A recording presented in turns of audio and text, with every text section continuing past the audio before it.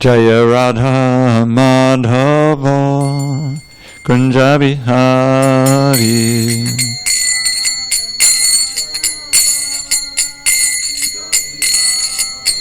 Jaya Radha Madhava Kunja Bihari.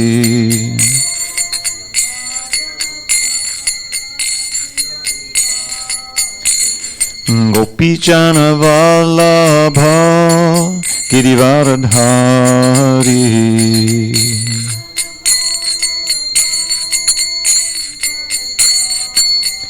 Jai Gopi Jana Vallabha Girivardhari.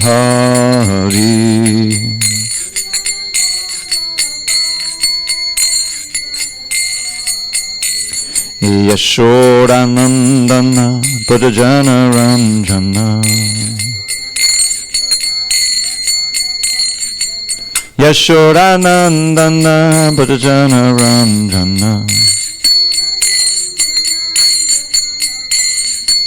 Yamuna Tira Vanachari. Yamuna Tira Vanachari. Jaya Radha Madhava Kunja Bihari.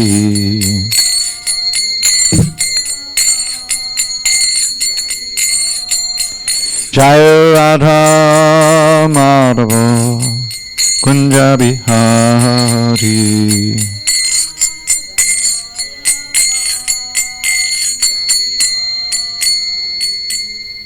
Jai Mr. Pad Paramahansa Pradikacharya Ashtotar to Shri Srimad Divine Grace Srila A.C. Bhaktivedanta Swami Prabhupada Ki Jai.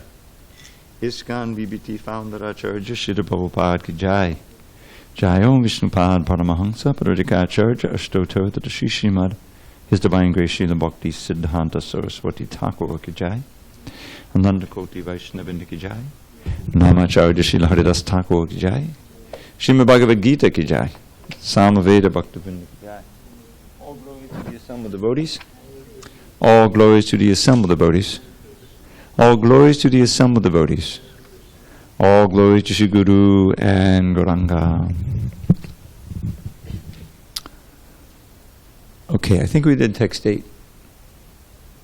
Marcy, you're my librarian. Mm-hmm. Well, we're on page 352 to start. We may be doing text 9, I forget. Do you remember doing 8?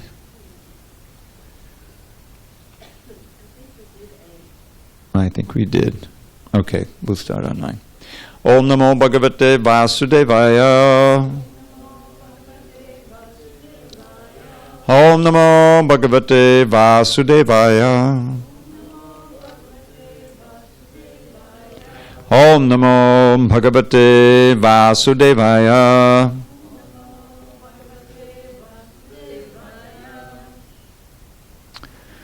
On this 10th day of December 2019 in SanDiego, we're reading from Srimad Bhagavad Gita as it is, translation and commentary by His Divine Grace A.C. Bhaktivedanta Swami Prabhupada.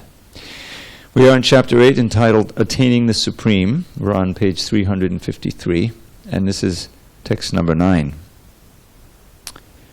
Kaving Puranam Manushashitaram Puranam Shitaram Anoraniyang Samanusmaredya Aniyang Samanusmaredya Sarvasya Data Ramachinta Rupam Data Ramachinta Aditya Varnam Tamasak Parastat Kaving Puranam Manushashitaram Anoraniyang Samanusmaredya Sarvasya Dhata Ramachincha Rupam Aditya Varnam Tamasak Parastat Kaving Purana Manushashitaram Anoraniyang samanusmarejaha. Sarvasya dataram achincha rupam. Aditya varnang tamasak parastat.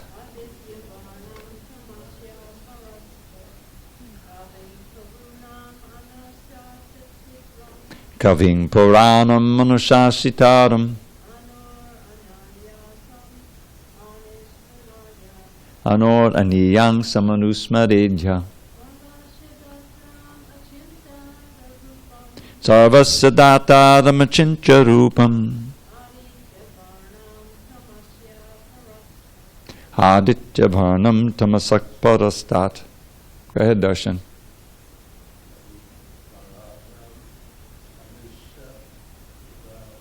Kaving Puranam Manushasitaram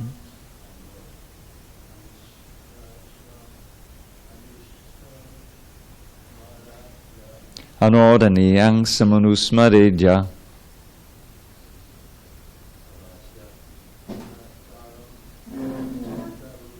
Sarvasya Dataram Achincha Rupam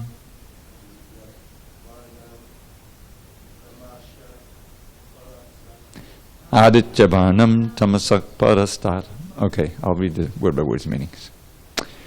Kaving, the one who knows everything, Puranam, the oldest, Anushasitaram, the controller, Anoho, then the atom, Aniyangsam, smaller, Anusmaret, always think of, Yaha, one who, Sarvasya, of everything, Dataram, the maintainer, Achincha, inconceivable, Rupam, whose form, Aditya Varnam, luminous like the sun, Tamasaha, to darkness, Parastat, transcendental. So Krishna is describing himself to Arjuna, giving him subject matter for meditation. One should meditate upon the Supreme Person as the one who knows everything, as he who is the oldest, who is the controller, who is smaller than the smallest, who is the maintainer of everything, who is beyond all material conception, who is inconceivable, and who is always a person. He is luminous like the sun, and he is transcendental, beyond this material nature. Purport. The process of thinking of the Supreme is mentioned in this verse. The foremost point is that he is not impersonal or void. One cannot meditate on something impersonal or void. That is very difficult.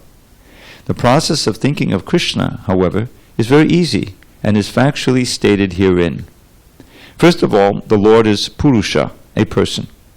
We think of the person Rama and the person Krishna. And whether one thinks of Rama or of Krishna, what he is like is described in this verse of the Bhagavad Gita. The Lord is Kavi, that is, he knows past, present, and future, and therefore knows everything. He is the oldest personality because he is the origin of everything. Everything is born out of him. He is also the supreme controller of the universe, and he is the maintainer and instructor of humanity. He is smaller than the smallest. The living entity is 1/10,000th part of the tip of a hair, but the Lord is so inconceivably small that he enters into the heart of this particle.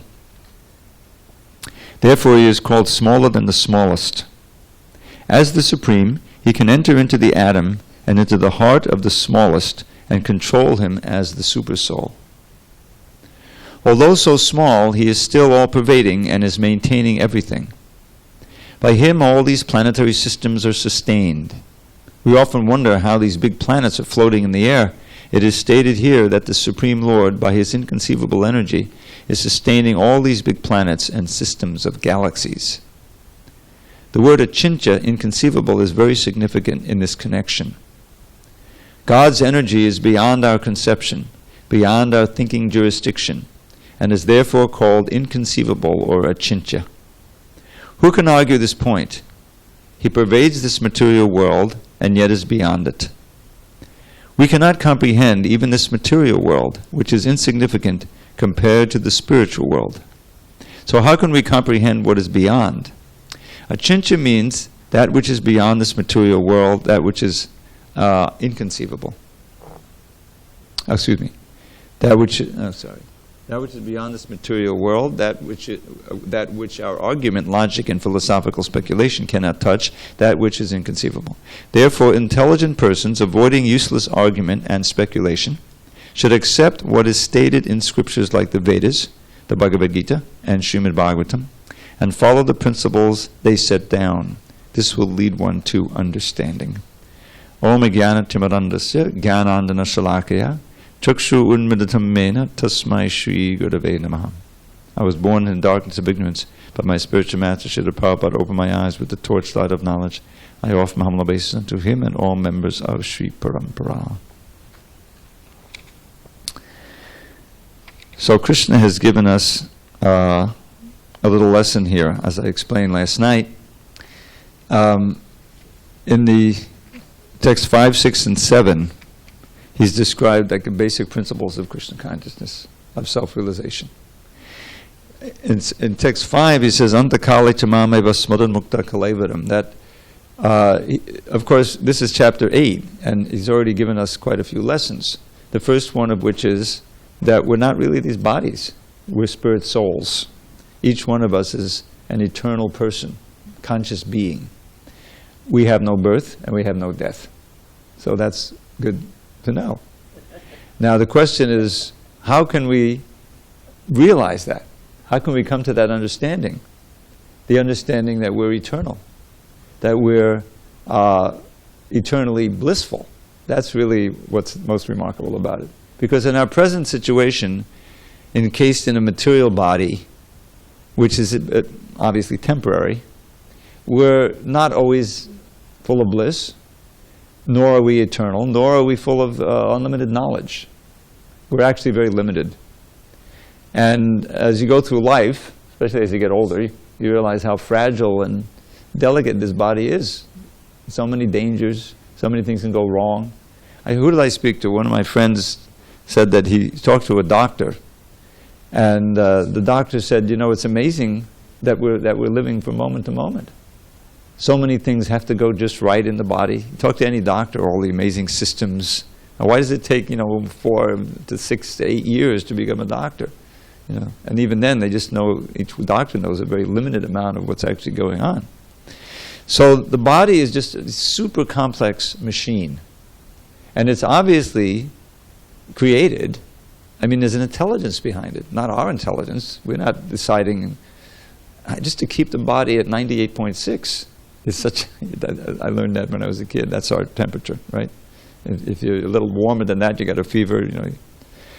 So it has to be kept at that. How many things have to go right, to cool you down a little bit, warm you up a little bit, so that you can. So the body's going on and on and on, and then eventually it doesn't work anymore. Like any machine, it eventually breaks down. Just like one of our members, Ladli, Mahabharata's wife. I just heard she was in a fairly bad car accident. She was someone knocked her from behind. She had serious whiplash and everything was laid up. Maybe it's not life-threatening or anything, but it's, shocking. I mean, let's face it, at any time. The material life is such that we kind of forget. We couldn't really live if we actually had to remember all the dangers and things that we're going through at every moment that we're not facing. But then when something happens, you're suddenly shocked out of your complacence, and you realize how dangerous this material world is.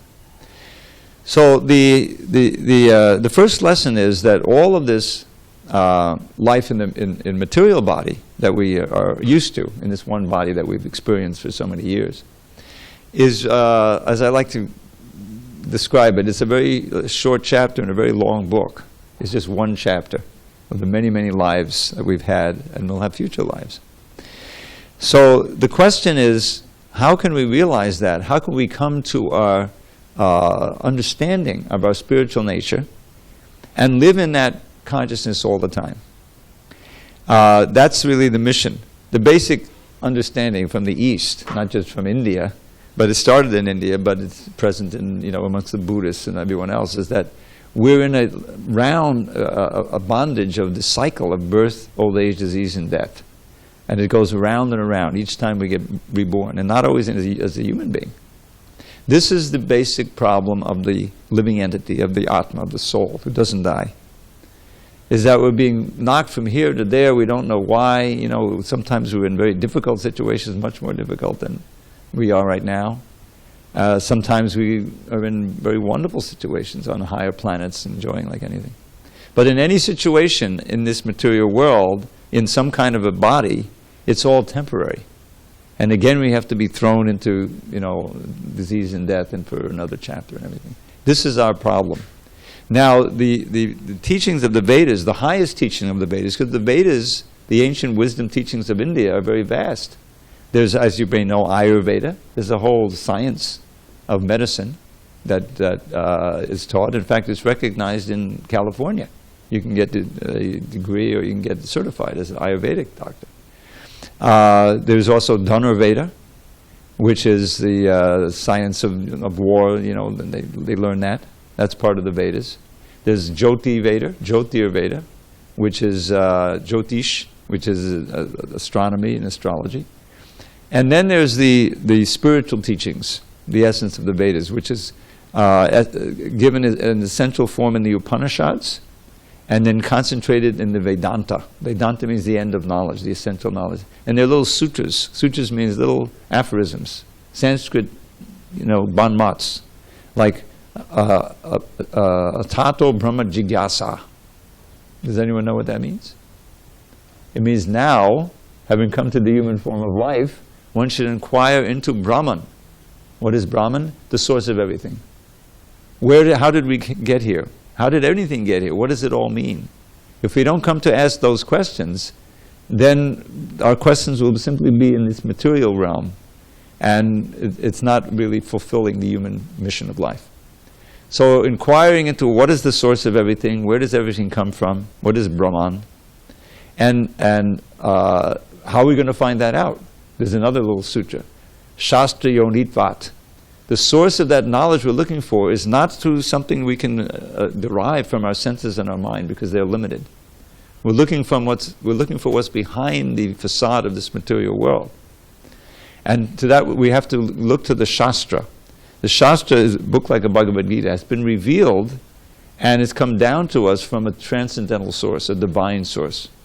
I mean, this book is famous because it's Bhagavadgita. It's the song of Bhagavan, God, you know. And it's very concise. It's spoken on a battlefield. Time is of the essence.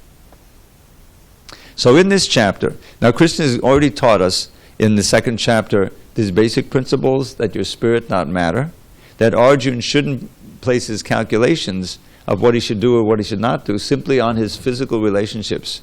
You see, he was related to the people on the other side.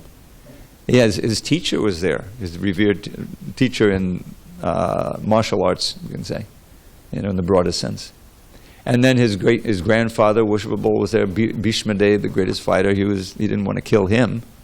And so many others who was related to. So he decided that my duty is just too painful, because he was a great fighter. And the battle has been joined, everyone's ready. Krishna's on the chariot. He wants him to fight.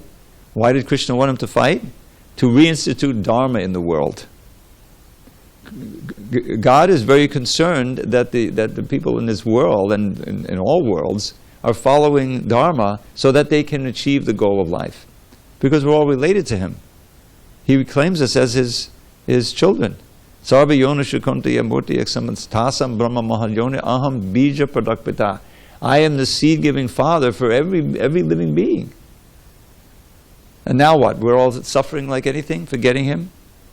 You know, we don't belong here. So He wants to try to help us. And the help, it comes in the form of knowledge, by which we can change our life, guide our life in such a way that we can break out of this cycle and go back to guided. So that's what we need. What we need in this world, more than anything, is knowledge. So Krishna comes, he speaks the Bhagavad Gita, he leaves representatives who can exemplify and teach the Bhagavad Gita and other books. And in this way, he tries to instruct us. So what has he instructed us so far? This is chapter 8. He began his instructions chapter 2, and that's more or less like I explained. He's first teaching Arjuna, you're not the body, you're spirit soul. and your calculation should be on that level. And in order to, the second chapter is, as it said, contents of the Gita summarized. So he's describing there that we have to overcome the ignorance that comes from allowing our senses and our mind to control us. When our material desires are covering our real knowledge, then we can't understand ourselves to be spirit. We identify with this gross and subtle body. So that's the first lesson, how to practice that. And he begins in the second chapter. One has to become detached from the fruits of one's actions. The general tendency is that you work hard in order to get something, and money to buy something. You become attached to that, and you identify with those things that you own. These are the things. So the false ego, the false sense of self, was built around these two principles of this is mine, and this body is me. You see, this is me, and the things related to it are mine for my enjoyment and control. And that's ignorance. That is our disease, because the principle he explains here in chapter 8 is that the consciousness that you form during your life will determine the final thought that you have when you finally leave this body. And that final thought will determine your next life. And if there's no understanding of your relation to God, and it's all simply, the concerns that you've developed, material concerns, that will bring you again to another material body for another round of suffering.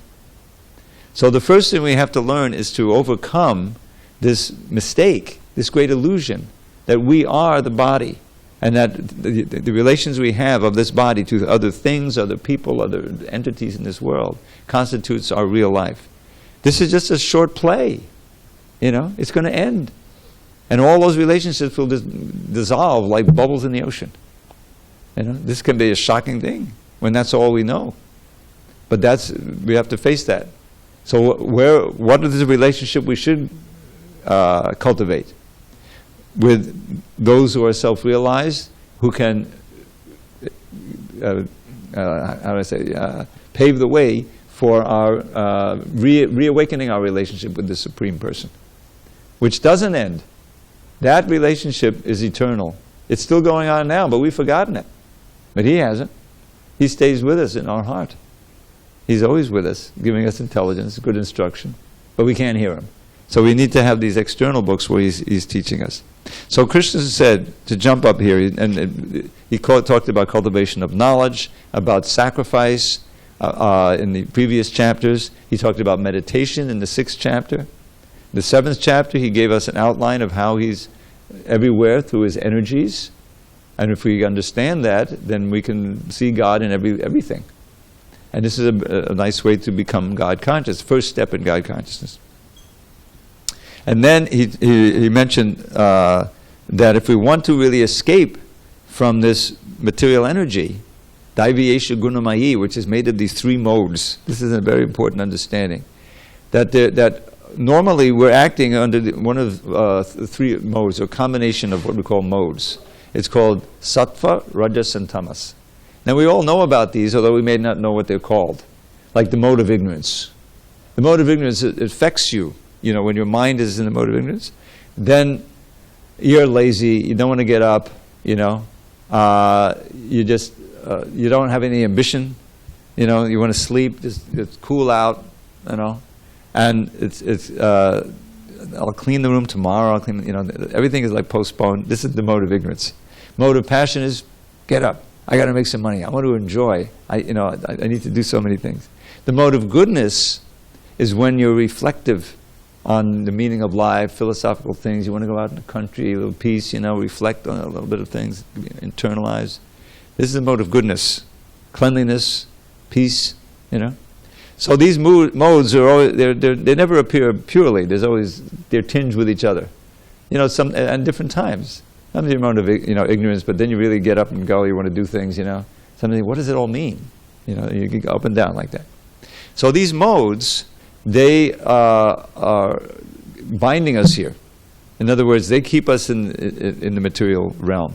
So he says, Daiviyesha gunamahi mama maya dorachaya mame viye papadyante maya me vatarantite. This is chapter 7. Very important verse. It says, this material nature conducted by these 3 modes is divine because it's my nature. It's created by me. Now you can't cross beyond it on your own. It's like we're in an ocean. We're flailing away. We're trying to tread water so we don't go under. We can barely stay afloat. If we want to get out, we need to Krishna says, surrender to me. You do what I say. The whole point of this book is so Arjuna will surrender to Krishna and fight eventually, which he does, of course. He represents us. So one can overcome this nature by surrendering to Krishna. Now, if you don't do that, then you're going to stay bound up. It's a given here. So this chapter 7 is very important. Now, chapter 8, Krishna is describing various things. What is this nature? What is sacrifice? Who is the living entity? And then he describes, as I said, for one who is able to think of me when we leave this body. Antakale means the end time. Each of our bodies have an end time. Will certainly come to me. It's very encouraging. How can we form our consciousness between now and that time? We have so many minutes, hours, months, and years till that time, in which we have freedom. We can think of this, we can think of that, we can do this, do that. So what can we do to prepare for that time? Because then he says, whatever you do, whatever you think of that moment, that will determine your destiny. Yang yang bhavi smarang bhavam. This is the next verse. So then he has this key verse in text 7. Therefore, Arjuna, you should always think of me in the form of Krishna, and at the same time carry your prescribed duty. Now, Arjuna's prescribed duty was fighting. We all have other prescribed duties. We may have a job here or there, or whatever, in school. But we need to integrate consciousness of Krishna into it, so that we'll be able to remember him constantly. With your activities dedicated to me, and your mind intelligence fixed on me, you will attain me without a doubt. And then we will not come back here. We'll be free of the bondage of birth and death, and be reinstated in our Satchidananda existence, which means eternal, full of bliss, full of knowledge. This is the whole idea of Bhakti Yoga. So now then he says in chapter 8, it's a question of practice. Abhyasa Yoga Yuktena, Chetasananya Gamana, means the mind doesn't deviate from me. Paramam Purusham Divyam Yanti Partana Chintayan. You will constantly engage in remembering me, undeviated, you will surely reach me. Now, interestingly enough, there's a certain thing that happens here. There's no question, Krishna is speaking about himself here. In the previous verse, it's text 7, Ma Manusmara, means you will always remember me, Krishna is saying. But now he goes into the third person. Now he's talking about the Supreme Parabam Purusham. He doesn't mention me. And the verse we read today, he's describing you should meditate upon the Supreme Person. But aren't you the Supreme Person, Krishna? Now we're talking about some third person. It's an interesting thing that he's doing. He kind of steps back from the Supreme Godhead role, and now he's the guru, because he's a teacher for Arjuna. And he's saying the Supreme Person, don't forget it's me, is all of these different things. So he's describing a person there. He's the ancient, Anushashitaram, means that the controller. And he's smaller than the smallest. This is part of the wonderful thing is that he's within every atom, but at the same time, all the atoms are within him. There's a line in the Brahma Samhita. Lord Brahma is the first created being. He engineers the whole universe. He lives for an inconceivably long time. But he sings at the beginning of the creation. He has this song. It's called the Brahma Samhita, and it's very beautiful. And this song, it all ends with this line: Govindamadi Purusham Tamaham Bhajami. Means I worship Govinda, the primeval Lord. Now Govinda, Krishna has different names. Some of the names describe his, power and glory. Jagadishwara means the master of the whole universe, right? But we want to develop our intimate relationship with Krishna and reawaken that love for Krishna. So we want to also have names of Krishna that describe his most attractive and delightful pastimes that will attract our mind. Yes, we want to know he's the Lord of the universe, but ultimately we want to forget that and remember him as Govinda, the one who goes out and plays with the cowherd boys and the cows. That's the special thing that Krishna has, the all-attractive nature of the Supreme Personality of Godhead. If God is not supremely beautiful, then he's not supreme. He has to have all of these qualities that attract us in the nth degree. Supremely beautiful, and the music he makes is the most attractive, and his jokes are the most funny, everything, So therefore, he says, Govinda Madhipurusha. So in that Brahma Samhita, he talks about Krishna in Vrindavan. He begins with that. Chintamani pakata sadmasukalpa vriksha rikshavati susudabhida vipalayantam Lakshmi sahastasata sambrama sevyamanam Govinda Madhipurusham tamaham bhajami.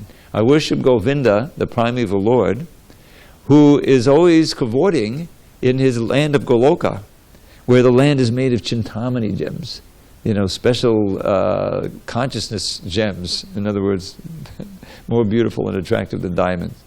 And that's the abodes are like that. The trees, everything there is fully conscious. Imagine a land where everything is made of consciousness. In other words, you're opening the book, and the book is opening itself, so you can read it. You know what I'm saying? So everything is completely in tune with Krishna's desires. It's completely harmonious there. So Krishna's playing there. He's worshipped by thousands and thousands of gopis, or Lakshmi's goddess of fortune, and he's got all these Surabhi cows who, giving as much milk as you want. And then he's playing that flute. Venum kwanantam adavinda dalaya taksham. He's got the lotus petal eyes, adavinda dalaya taksham. He's got the peacock plume, asitambuddha, the colors of a fresh rain cloud. Asitambuddha sundarangim, every limb is very beautiful. So then it describes like that, and then he starts describing the more official nature of Krishna, and he gets to the verse where he's describing how he's in every atom, and he says, "Eko pasaura chahitum jagadanda koti yakchaktarasya jagadanda chayayaranta." We have a painting in the corner there of Mahavishnu, which is described in this verse. So that one, Eko pasaura chahitum, he's emanating all the universes, from his body. As he breathes out, all these universes are coming out. Just imagine as Prabhupada says, the caliber of this manifestation of Krishna. He's an expansion of Krishna, Mahavishnu. It says, Eko pasaura chayitum jagadanda kotin jak chakti. In his energy, everything is located within his energy. You see, and all the creations. But at the same time, Andantarasta paramana chayantarastam. Within all the atoms in all these countless universes, he's present there as the super soul. So just see, the smaller than the smallest, greater than the greatest. This is an Upanishadic statement. Anoraniyan mahato mahiyam. Smaller than the smallest, greater than the greatest. This is God we're talking about. You have to expand the mind. You know how they have the koans? The sound of one hand clapping. Well, what's that? How could that be? They're designed to try to expand your mind. So the Upanishads are like that. Krishna, he has no hands, but he can grab anything. He has no eyes, but he can see everything. The point is, he doesn't have eyes like us. We have limited vision. He has unlimited vision.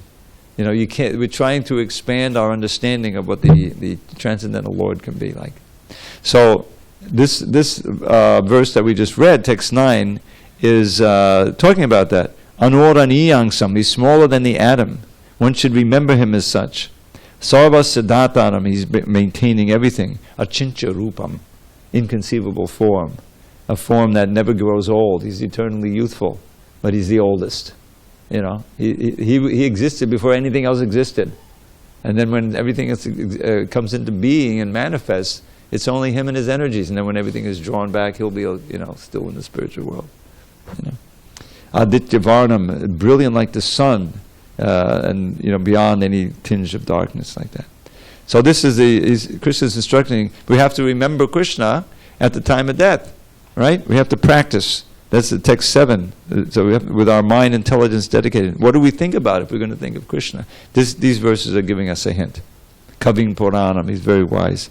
So the next verse, I think, has a similar thing. Yeah, it describes the process here. All right, let's do text 10 also. You ready? Marcy?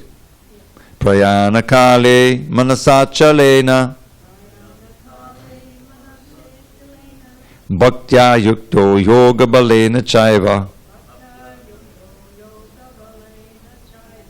bhuvor madhye pranamavesha samyak satam padam purusham upaiti divyam.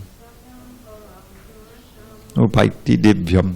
One who at the time of death fixes his life air between the eyebrows and by the strength of yoga with an undeviating mind engages himself in remembering the Supreme Lord in full devotion will certainly attain to the Supreme Personality of Godhead. Purport. In this verse it is clearly stated that at the time of death the mind must be fixed in devotion to the Supreme Personality of Godhead. For those practiced in yoga, it is recommended that they raise the life force between the eyebrows to the Agya Chakra, the practice of Shat Chakra Yoga. Shat Chakra means 6 chakras. You've heard of the chakras? The little nose of energy in the body? Everyone knows that now. You have to bring all the energy up. Involving meditation on the 6 chakras is suggested here. A pure devotee does not practice such yoga, but because he is always engaged in Krishna consciousness, at death he can remember the Supreme Personality of Godhead by his grace. This is explained in verse 14. The particular use of the word yoga balena is significant in this verse because without practice of yoga, whether Shat Chakra Yoga or Bhakti Yoga, one cannot come to this transcendental state of being at the time of death. One cannot suddenly remember the Supreme Lord at death. One must have practiced some yoga system, especially the system of Bhakti Yoga. Since one's mind at death is very disturbed, one should practice transcendence through yoga during one's life. And that's the whole imperative. We have to get serious because this time of death, we don't know exactly when it's going to be. You know, and so therefore, we have to take advantage of the time allotted to us. And here's, one way of doing it is, this is a kind of a throwback to chapter 6. Prayanakale, again, that's the end time. The manasat chalena, without being deviated, the mind has to be able to be fixed. Now here he said bhaktya yukto, by the force of bhakti yoga. But then he talks about, fixing the mind between the eyebrows. That's the meditative yoga. In other words, what he's saying is that if you're going to practice meditative yoga, you still have to remember me. That's what you're going to be meditating on. Don't try to meditate on something impersonal or some white light or, some chakra or, impersonal thing. The meditation needs to be on the person of Krishna. That's the force of the previous verse. Always beyond this, always think of me as a person. And the easiest way, as Prabhupada makes it very clear in those 3 verses, 4, 5, and 6, or was it 5, 6, and 7? 5, 6, and 7, is to chant Hare Krishna, to chant the holy name. He gives that mantra 3 times in 2 purports. He gives us the Hare Krishna mantra. And it's no secret. Here we are. Srila Prabhupada made it popular. Of course, it was Krishna's arrangement that when Prabhupada came to America, it's a wonderful story. He came just at the right time in the mid-60s when the hippie thing was going on and it was dropping acid and turning toward God, And who did he meet up with? Allen Ginsberg, an internationally known poet, figure.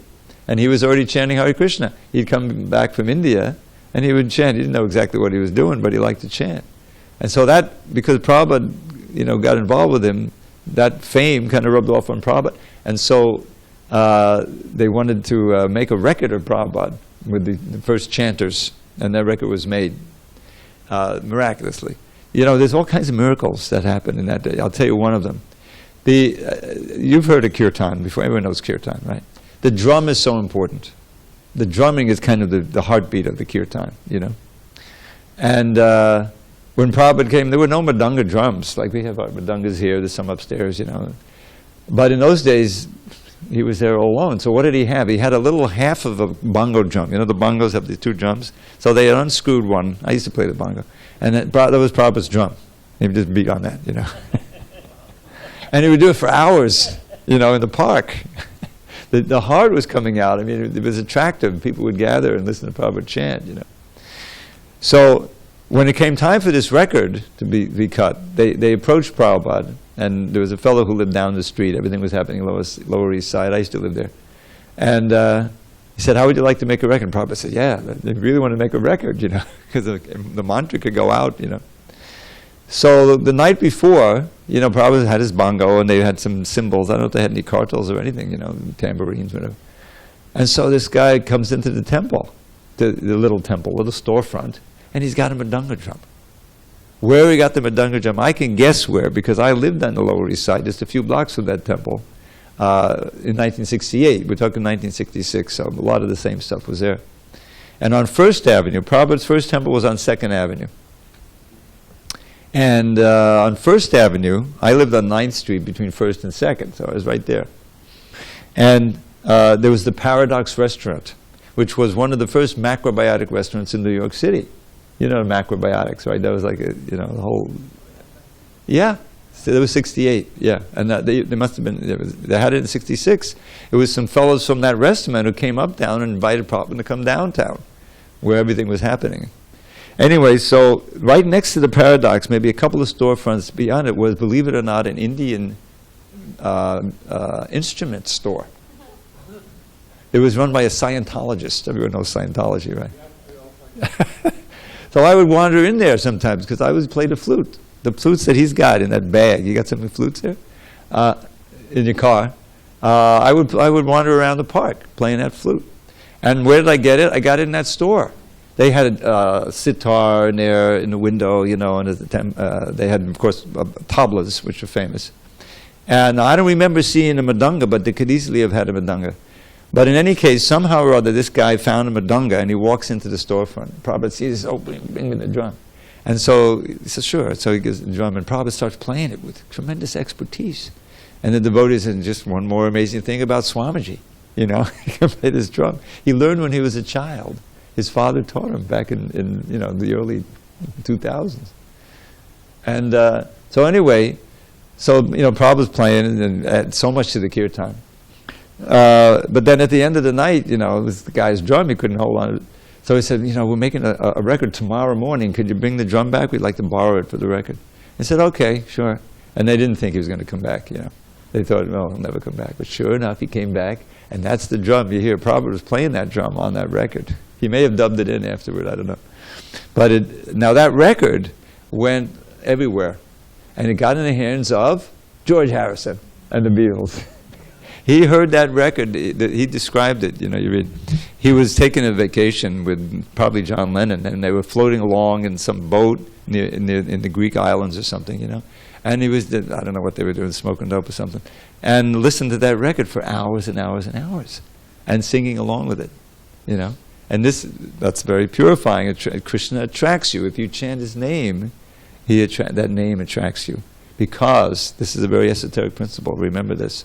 The flute sound of Krishna, which we know is so attractive, attracts the gopis out of their homes to come dance with Krishna. That flute sound is manifest in this world as the Hare Krishna mantra, which we can hear. We can't hear the flute, he's playing it, but we can hear the Hare Krishna mantra. And that's why it's so attractive. The name Krishna means all attractive. That's what it means. There's a verb, karshati, which means to pull, like a sankarshan. Sankarshan is a name for Balaram because he was drawn from the room of Devaki to the room of Rohini. He had two mothers. It's a miracle. But anyway, Karshati and Krishna, you can see the relationship. So anyway, that's how we can think of Krishna most easily in this age. We don't live long enough. It's the crazy age. There's so many disturbances. But if we get in a kirtan, with a nice beat, and we chant, we can hear that holy name. And if we also chant on our own, that's our yoga. That's our complete form of yoga. Now there's rules and regulations to refine and improve and perfect the chanting. That's the process of sadhana bhakti. But it all begins really with hearing and chanting the holy name. And also words such as these from the Bhagavad Gita describing the need for chanting. So this verse describes how to achieve that supreme person, basically by fixing the mind on him through the strength of yoga balena. But he says bhaktya, it has to be through bhakti, and this, that's the most practical. And ultimately, that's the goal of all the yogas. You can easily get deviated by this Ashtanga Yoga. Ashtanga means 8 limbs, because you develop powers.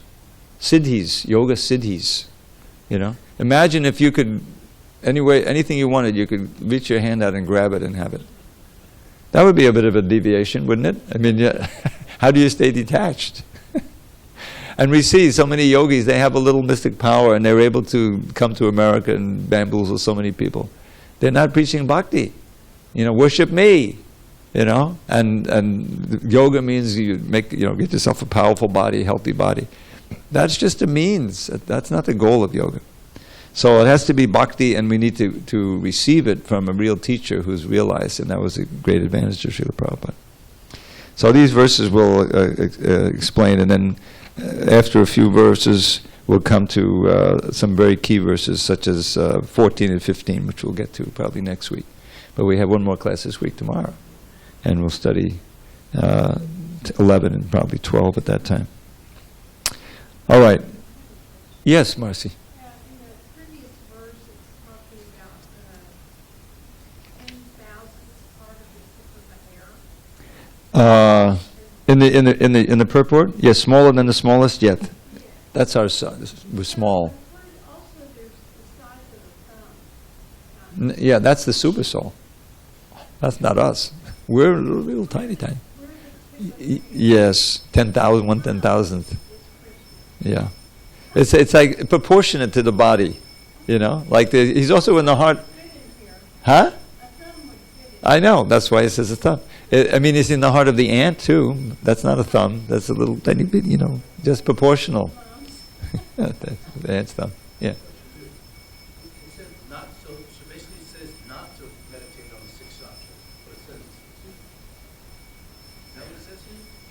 Are you on verse 10? Yeah, verse 10, it says, you said, for those who practice in yoga, it is recommended that they raise the left between the eyebrows. Yeah, when he says practice in yoga, he's talking about the Shat Chakra Yoga. He's talking about, this is Ashtanga Yoga. This is like this, you know, scientific principle of drinking the life air, the prana, gradually up and until these different chakras. There's 6 of them, and then you come to between the eyebrows, and then there's one at the top of the head, and if you do it right, you leave, boom, you come out of there and you can go back to Godhead. It's very difficult though, you know. So even though it's mentioning that in the purport here, it's not really so practical for us, and it's not necessary. Does not. He does not do this. Yeah, it's not necessary for us. But we should really be confident that, you know, and Krishna describes it at the end. Just think of me, become devoted, worship me, bow down to me. You'll come to me. You know, that's the key, to come to him. I promise you this because you're my very, very dear friend. So the whole thing depends, in bhakti it's all the emotion, feeling that you're coming. Now, you know, there's also a lot of science to it. In other words, how to sit. You know, we want to sit. Prabhupada's chanting japa, and they recorded, and then at one point in the japa tape, you know, this is the devotees chanting, you hear them chanting, and sit properly. Harekrishna, Harekrishna. Somebody was probably, you know, maybe sleeping and getting, you know. Because if you sit, that's why I have this little zafu. It's easier to keep your back straight, which helps concentration. Krishna says in chapter 6. We use whatever means we have in order to help our concentrate on that holy name. But the object of the meditation is the key. And all of the, you know, as I said, there's different, what we call offenses to the holy name, which slow us up. As long as you keep chanting, you'll be on the path. But if you don't, you know, do all the principles that support the pure chanting, then your progress will be slower. We want to make as rapid progress as possible. It's just like any other thing. When you learn to play the flute or any other instrument, you know, you have to be determined. You have a goal. I mean, I remember I idolized some flutists when I started playing. You know, I forget their names now, you know. I would listen to them on records. Oh, I want to do like that. And then I play, and it doesn't sound like that yet. But you have a teacher, and he says, yeah, you do this, and you do this. Don't do it that way, do this way. And then you make good progress if you take the do's and the don'ts. So in bhakti, it's the same thing. There's a process of surrender, you know, which means dovetailing your will with that of the Supreme, you know. And it's up to you how much you want, how fast you want to do that or not. Anukulyasya sankalpa, pratikulyasya varjanam. In those that's simple lines. he's outlining the process of any discipline. By giving up those, by taking on those practices and adopting those practices which are favorable and giving up those things which are unfavorable. I mean, that applies to anything you want to accomplish, right? But then he describes other processes of being confident of Krishna's protection and maintenance. You know, that's a big surrender, you know? Anyway, always remaining meek and humble, having no interest separate from that of the Lord. This is full surrender. Well, we may not get there at first, but we should know that that's a goal and move down that path. And they're very, you know, there are directions for everything, from the time you wake up to the time you put your head on the bed, for how you can lead your life to best further your deepening remembrance of Krishna at every moment. That's the, you know, once we get to that point, we're home free. Anytime, take me. You know, you're ready for that moment of leaving the body. That's why I've been at the bedside of, I don't know, at least a dozen devotees when they've left. You know, I've been doing this for 45 years now. And, you know, I chant, I have a nice voice, whatever. So they asked me, please come and chant, you know. I remember there was one devotee, I don't know if you were here at the time, there was a devotee named Radhanath, who was in a wheelchair, not Radhanath Swami. And he was here for years. He had some kind of degenerative disease, so he'd be in this wheelchair, but he would go out every day, and he would distribute books like this. You know, he was very dedicated. And eventually, he lived right across the street, actually. And he had some health crisis or something, and then he ended up in the hospital. And he had trouble breathing, but he was on a machine, you know, and he was awake and able to communicate by writing. It was painful, but, you know. So they told him, well, you know, you can. They had done what they call a tracheotomy. I don't know, there's like a hole in here so you can breathe. But you can't stay on that forever, you know. That has to be sewn up, and you know. But they say, but you can be on a breathing machine, but you can't have, you know, you're going to have to be on that forever now, you know. And then you have to, you know, people maintain that, and you know, your life is not threatened right now by, you know. He said, no, I don't want to live like that, you know. So he decided he wanted to go. So he knew when he was going to go. So he said, okay, I said, well, I'm leaving for Alatra on Friday. I go on a trip a couple of times to the East Coast. So if they want me to sing at the bedside, then I have to choose a different day. I said, okay, we'll do it Wednesday then. So we all gathered, you know, we went to the hospital, he had all these friends, you know, and we went in the room. And said, okay, it's time. So then they pulled all, you know, out of all the life-sustaining things, and we were all chanting Hare Krishna, Krishna, you know, and singing Hare Krishna, and off he went. You know, he was ready to go. And there was a bunch of other experiences like that. So that's ideal, to be in the culture, so that when you leave your body, you're among devotees who are chanting for you, so that, because you can hardly do anything, you know, but you can hear. You know, and if you can hear that, you'll think of Krishna and go back to Godhead. So that's practical, and that's what we want to try to. It's important to understand the philosophy of why we do what we do, you know, and why, you know, to take it up seriously. So now we're going to have a nice kirtan. You'll get to see the deities, as you may have seen before, and after that, prasadam. Hare Krishna.